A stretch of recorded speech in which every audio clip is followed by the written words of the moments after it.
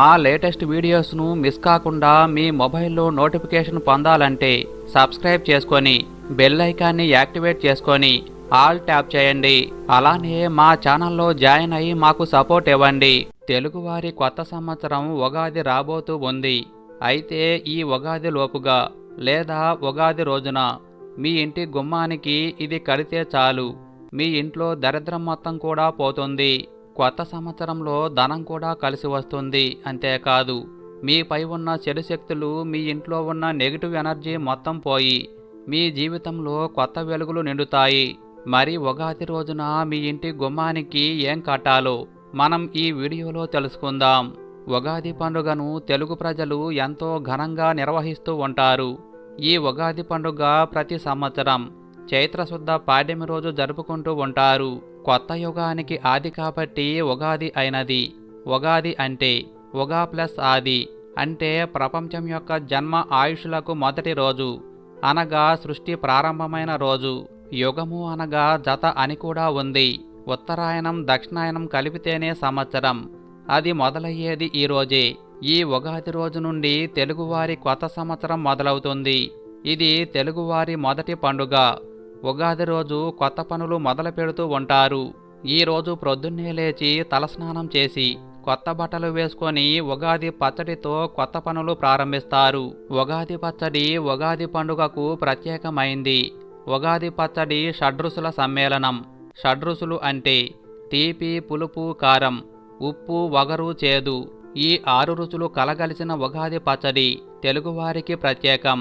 సంవత్సరం పొడవునా ఎదురయ్యే కష్ట సుఖాలను, మంచి చెడులను సమానంగా స్వీకరించాలనే సందేశాన్ని ఈ ఉగాది పచ్చడి తెలియజేస్తుంది. హిందువులకు అత్యంత ఇష్టమైన ఈ ఉగాది పండుగ ముఖ్యంగా తెలంగాణ, ఆంధ్రప్రదేశ్, కర్ణాటక, మహారాష్ట్రలో ప్రత్యేకంగా జరుపుకుంటారు. తెలంగాణ, ఆంధ్రప్రదేశ్లో ఉగాదిగా, మహారాష్ట్రలో గుడి పడ్వాగా ఈ పండుగను పిలుస్తూ ఉంటారు. ఉగాది చైత్రమాసంలో వస్తుంది. పక్షుల కిలకిల అరుపులతో, కోకిల స్వరాలతో, పచ్చటి చిగుళ్లతో. అయితే ఈ ప్రకృతి అందాలను ప్రత్యక్షంగా చూస్తే తెలిస్తే అందరికీ ఉగాది గొప్పతనం తెలుస్తుంది. ఇప్పుడు వచ్చే తెలుగు సంవత్సరం శ్రీ శోభకృతనామ తెలుగు సంవత్సరం. శిశిర ఋతువులో ఆకులు రాలి ఆ తరువాత వసంతం వస్తుంది. ఈ సంవత్సరంలో అంటే ఈ ఉగాది సమయంలో ప్రకృతి ఎంతో శోభాయమానంగా ఉంటుంది. ఈ రోజు నుండే తెలుగు సంవత్సరం ప్రారంభమవుతుంది. కాబట్టి తెలుగువారు ఈ పండుగను బాగా జరుపుకుంటారు. ఉగాది తెలుగువారి మొదటి పండుగ కనుక కొత్తగా ఈ రోజు పనులు ప్రారంభిస్తూ ఉంటారు. చైత్రశుద్ధ పాడ్యమి రోజున సూర్యోదయం వేళల్లో బ్రహ్మదేవుడు సృష్టిని ప్రారంభించాడని అంటారు. ఉగాది రోజు బ్రహ్మ సృష్టిని చేశాడని పురాణాలు చెప్తున్నాయి. పూర్వం ఒకప్పుడు సోమకాసురుడనే రాక్షసుడు బ్రహ్మదేవుడి దగ్గర ఉండే వేదాలను దొంగలించాడు. ఆ వేదాలను తీసుకొని రాక్షసుడు సముద్ర గర్భంలో దాక్కున్నాడు. ఈ విషయం విష్ణుమూర్తికి తెలిసింది. దీంతో ఆయన మత్స్యావతారం ఎత్తి ఆ రాక్షసుని సంహరించి ఆ వేదాలను తీసుకొని బ్రహ్మదేవుడికి అప్పగిస్తాడు. దీంతో బ్రహ్మదేవుడు సృష్టిని ప్రారంభిస్తాడు. అలా బ్రహ్మ సృష్టిని చేసింది ఈ ఉగాది రోజే. దీంతో ఆ రోజుకు పురాణాల్లో ఎంతో ప్రాముఖ్యత కల్పించారు. ఇక మనకు ఒక సంవత్సరం పూర్తయితే బ్రహ్మదేవుడికి ఒక రోజు పూర్తవుతుంది. అంతేకాదు, వసంత ఋతువు కూడా ఈ రోజే ప్రారంభమవుతుంది. అందుకే నూతన జీవితానికి నాందిగా ఉగాది పండుగను జరుపుకుంటూ ఉంటారు. శాలివాహనుడు పట్టాభిషిక్తుడైన ఈ రోజు ఆచరణలోకి వచ్చిందనే మరో గాథ కూడా ఉంది. ఉగాది, యుగాది అనే 2 పదాలు వాడుకలో ఉన్నాయి. ఉగా అంటే నక్షత్ర గమనం. నక్షత్ర గమనానికి ఆది ఉగాది. అంటే సృష్టి ఆరంభమైన ఈ రోజు ఉగాది. యుగము అనగా జంట అని అర్థం. ఉత్తరాయణ దక్షిణాయన జంటతో ఉగాదిగా మారింది. రాబోయే శోభకృతనామ తెలుగు సంవత్సరం అందరికీ శుభాలనే తెచ్చిపెడుతుంది. ఎవరూ భయపడాల్సిన పని లేదు. గత 3 సంవత్సరాల్లో పడిన కష్టాలన్నీ కూడా ఈ సంవత్సరంతో పోతాయి. ఈ సంవత్సరంలో ప్రతి ఒక్కరిలో శుభకరమైన మార్పులు రాబోతూ ఉన్నాయి. అన్ని శుభకార్యాలే జరుగుతాయి. శుభవచనాలే వింటారు. ప్రతి ఒక్కరూ శుభవార్తలే వింటారు. ఈ అదృష్టాన్ని అందిపుచ్చుకోవాలంటే మనపై ఉన్న నెగిటివ్ ఎనర్జీ మరియు దోషాలన్నీ పోవాలి. ఆ దోషాలన్నీ పోవాలంటే ఉగాదిలోపు లేక ఉగాది రోజు గుమ్మానికి ఇది తప్పక కట్టాలి. శ్రీ శోభకృతనామ తెలుగు సంవత్సరంలో శుభం జరగాలని గుమ్మానికి ఇది కడితే మంచి జరుగుతుందని శాస్త్రవాక్కు. మరి ఏం కట్టాలో చూద్దాం.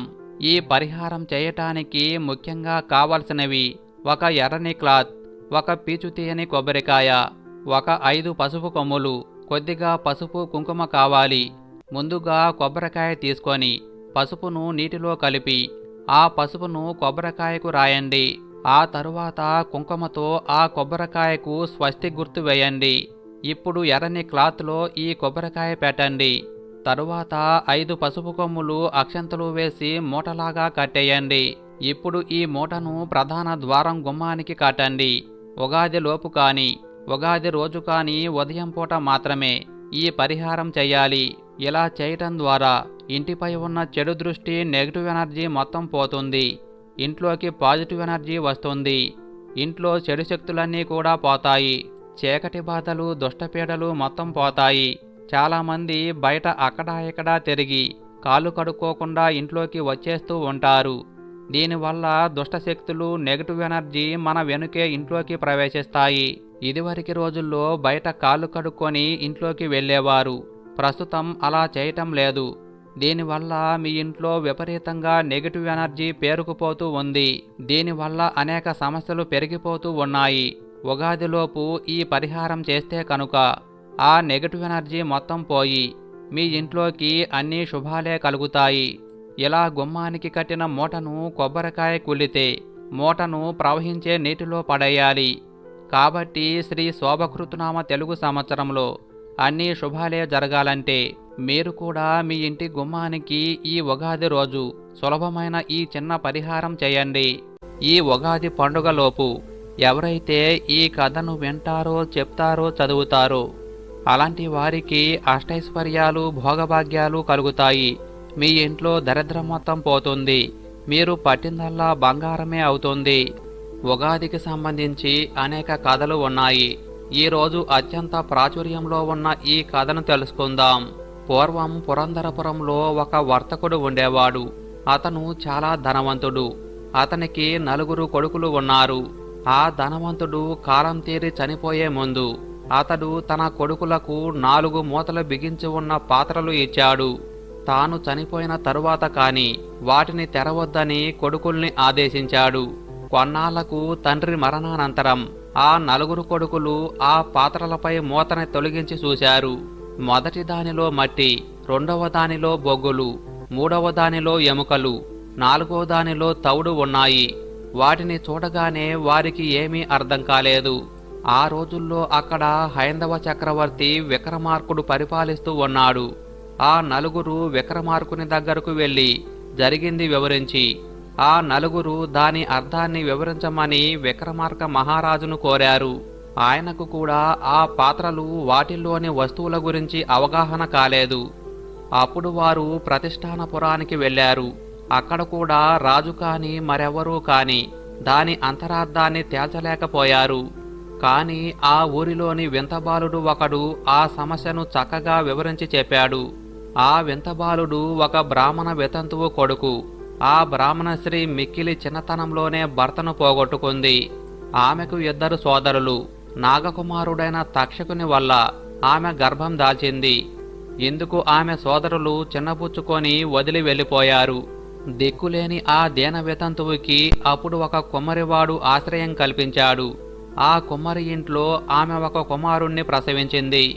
ఆ కుమారుడికి తల్లి శాలివాహనుడు అనే పేరు పెట్టింది. అతను క్రమంగా పెరిగి పెద్దవాడయ్యాడు.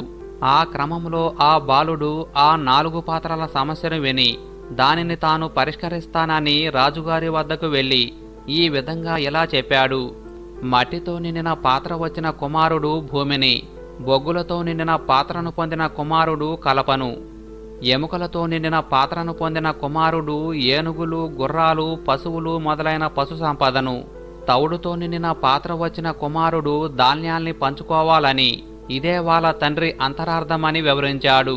శాలివాహనుడు ఇంత వివరంగా ఈ సమస్యను పరిష్కరించిన సంగతి విక్రమార్కుడికి తెలిసింది. అతన్ని చూడటానికి సంతోషించి కబురు పంపాడు. విక్రమార్కుడంతటి వాడు కబురు పంపిన శాలివాహనుడు పోలేదు. పైగా విక్రమార్కుడే తన దర్శనానికి వచ్చే రోజు వస్తుందని చెప్పాడు. దీంతో విక్రమార్కునికి కోపం వచ్చింది. ఇక శాలివాహనుణ్ణి చంపటానికి అపార బల సమేతుడై వచ్చాడు. ఇది విని శాలివాహనుడు మట్టితో మనిషి బొమ్మలు చేసి వాటికి ప్రాణం పోసి విక్రమార్కుని సేనలపైకి పంపాడు. వారి మధ్య యుద్ధం ఘోరంగా జరిగింది. ఇక శాలివాహనుడు సమ్మోహనాస్త్రాన్ని ప్రయోగించి విక్రమార్కుని సేనల్ని నిద్రపోయేలా చేశాడు.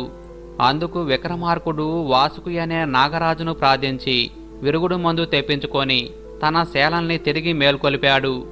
ఇలా యుద్ధం సమయంలో ఆకాశవాణి ఇద్దరి రాజుల్ని ఉద్దేశించి ఇలా పలికింది: నర్మదా నదికి ఉత్తరాన్ని విక్రమార్కుణ్ణి, దక్షిణాన్ని శాలివాహనుణ్ణి రాజ్యం చెయ్యాలని తీర్పు చెప్పి యుద్ధం మాన్పించింది. ఆ విధంగా శాలివాహనుడు శకస్థాపకుడు అయ్యాడు. ఆ శకానికి మొదటి రోజు చైత్ర శుక్ల పాడ్యమి. కాబట్టే ఆంధ్ర, తెలంగాణ, కర్ణాటక, మహారాష్ట్ర వాసులకు ఈ చైత్రశుద్ధ పాడ్యమే సంవత్సరాది.